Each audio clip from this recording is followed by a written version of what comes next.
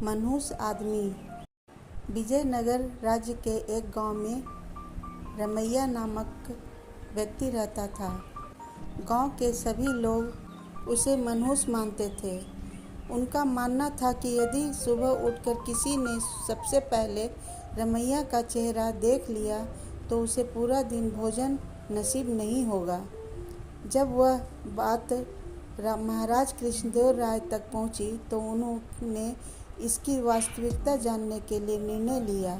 उस रात रमैया को राजमहल बुलाया गया और महाराज के कक्ष के सामने वाले कक्ष में उसके रहने की व्यवस्था की गई। रात भर रमैया उस कक्ष में सोया। अगली सुबह महाराज कृष्णदेव सीधे रमैया के कक्ष में गए और उसका चेहरा देखा।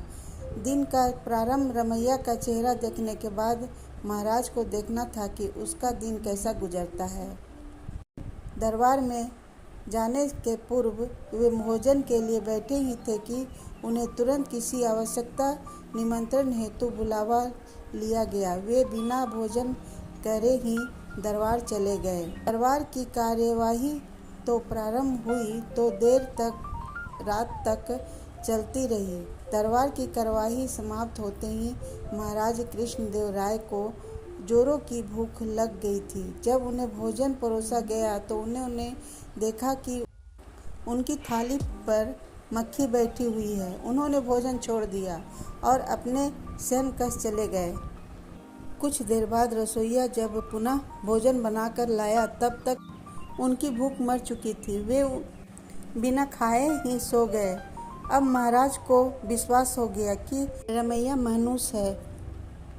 उन्होंने उसे फांसी पर चढ़ा देने का आदेश दे दिया। रमैया की फांसी की बात जब उसकी पत्नी तक पहुंची तो वह रोते रोते तेनालीराम के पास गई और उससे सहायता की गुहार लगाई। तेनालीराम ने उसे आश्वासन देकर घर भिजवा दिया। अगली सुबह जब सैनिक रमैया को फांसी पर लटकाने ले जा रहे थे तो रास्ते में उनकी भेंट तेनालीरामा से हुई। तेनालीरामा ने रमैया के कानों में कुछ कहा और चला गया। इधर फांसी गिरी पहुंचने के बाद सैनिकों ने रमैया से उसकी अंतिम इच्छा पूछी। रमैया ने कहा कि मैं महाराज को एक संदेश भिजवाना चाहता हूँ। एक सैनिकों द्वारा वह संदेश महाराज तक पहुँचाया गया। संदेश इस प्रकार था। महाराज, सुबह सबसे पहले मेरा चेहरा देखने से किसी को पूरा दिन भोजन नसीब नहीं होता, लेकिन महाराज आपका मुंह देखने पर तो जीवन से हाथ धोना पड़ता है। बताइए ऐसे में ज़्यादा मनहूस कौन है? संदेश पढ़ने के बाद महाराज को अपनी अंधविश्वासी सोच पर शर्म आई। उन्होंने सैनिकों से कहा, रमैया को बुलवाया और पूछा कि उसे ऐसा संदेश भिजवाने का परामर्श किसने दिया था। रमैया ने तेनालीराम का नाम लिया। महाराज तेनालीराम की बुद्धिमत्ता से बहुत प्रसन्न हुए।